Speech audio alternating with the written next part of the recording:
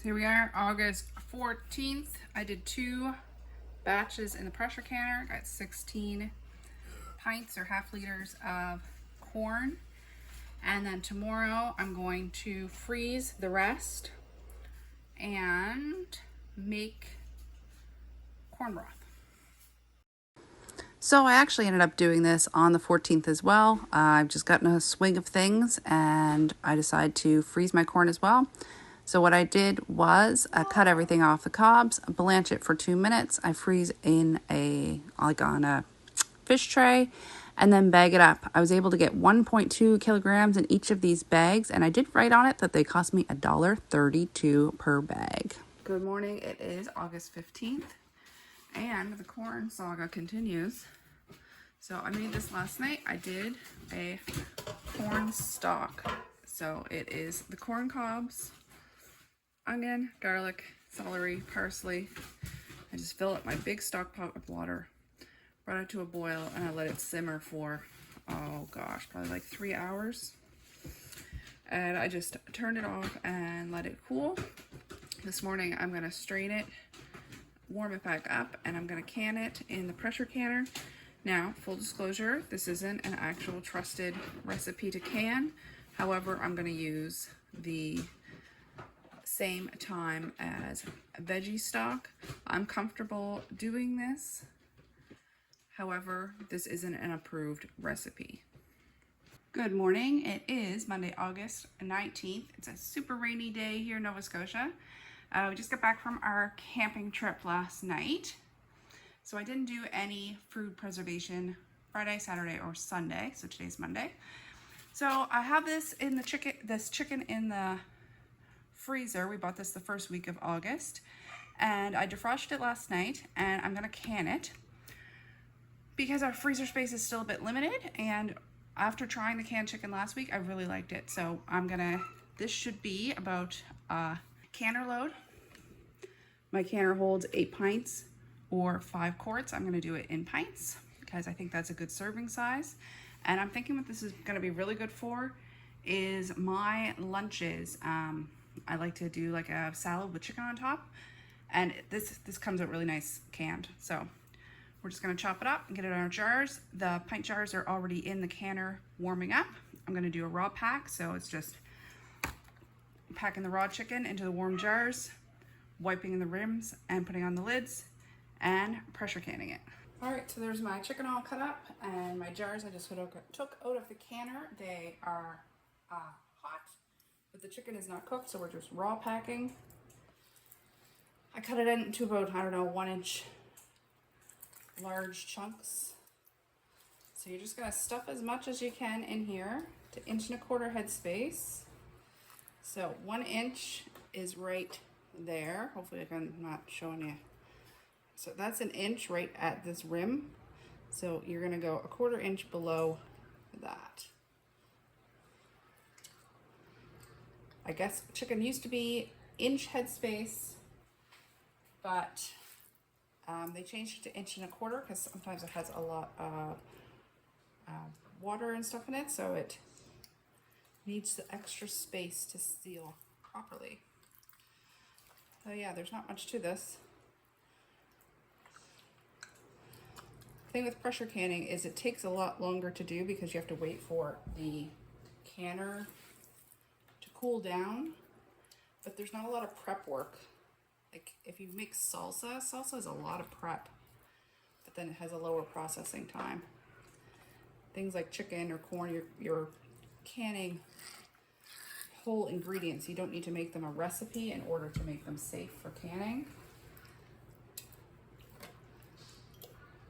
So the actual hands-on process is much quicker, I find.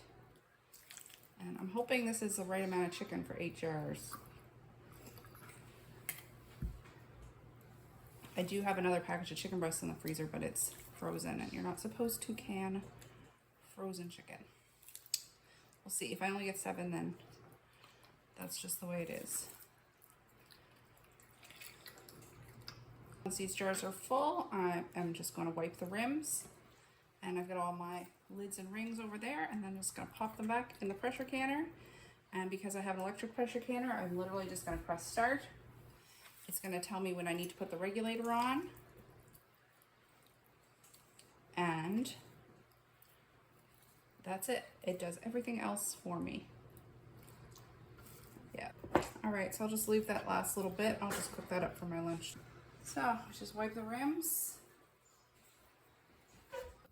Get off any chicken gunk. What is it?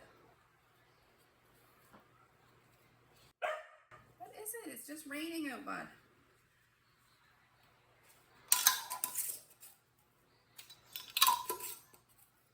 So it's Tuesday, August 20th. I just did a little quick harvest after I came in from getting groceries.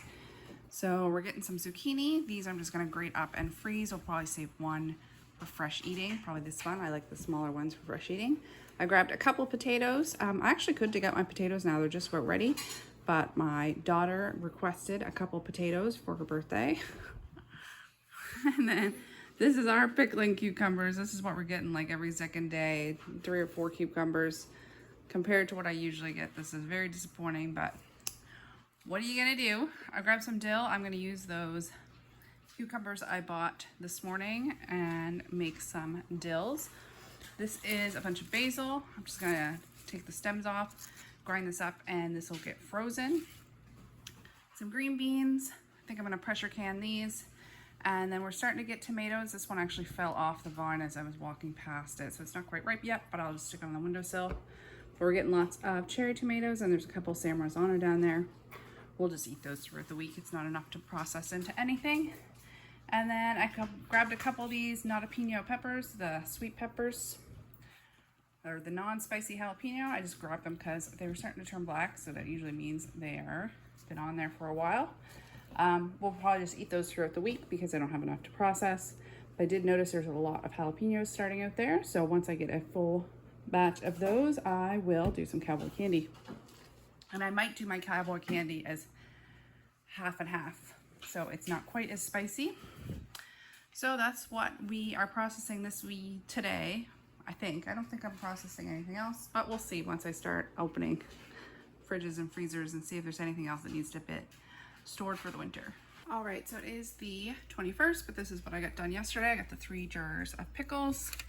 That's my basil frozen in the sticks. And then I just put some hot water in the bottom of these. These are frozen, and I'll pop these out and put them in here. So that's everything from day 20 of August.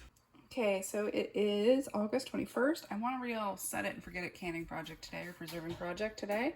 I was just gonna pick some perennial herbs, but I decided, I just used my last can of pinto beans last night for refried beans. So I thought I would do a canner load of pinto beans because this is something I can just put in the canner and I don't really have to babysit it. We have a birthday party we're hosting tonight.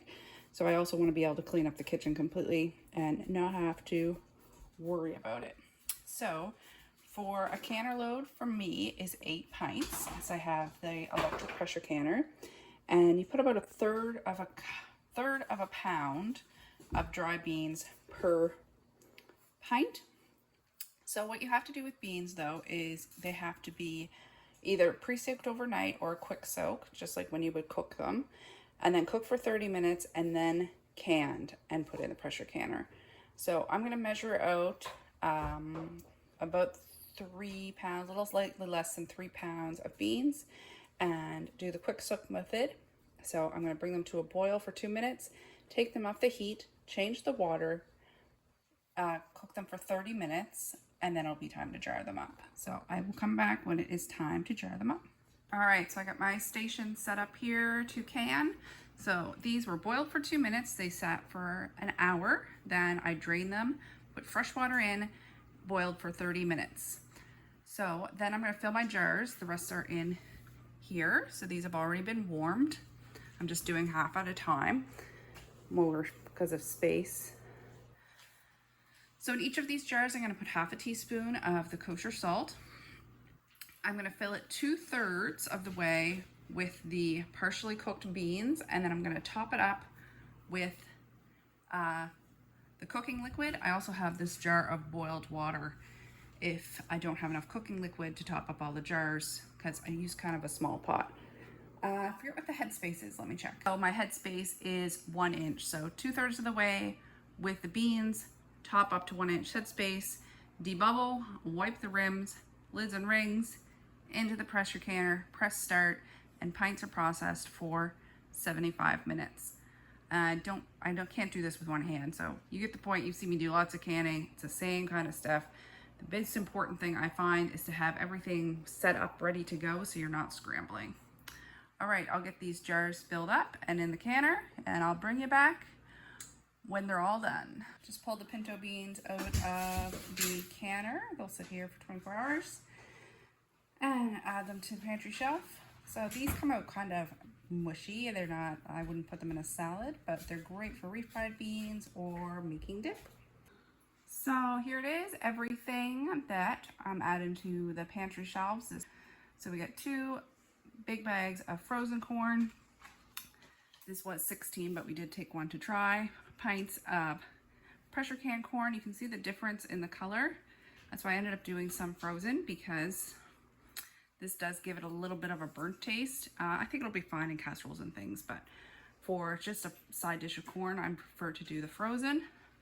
A whole bag of frozen grated zucchini, a whole bag of basil. We've got our corn broth here. There was 5, but 1 did not seal. 7 pints of the chicken breasts, 3 liters of pickles, and then our 8 jars of pinto beans. So not a bad week. Every little bit really does count. What have you been preserving this week? Feel free to leave a comment below.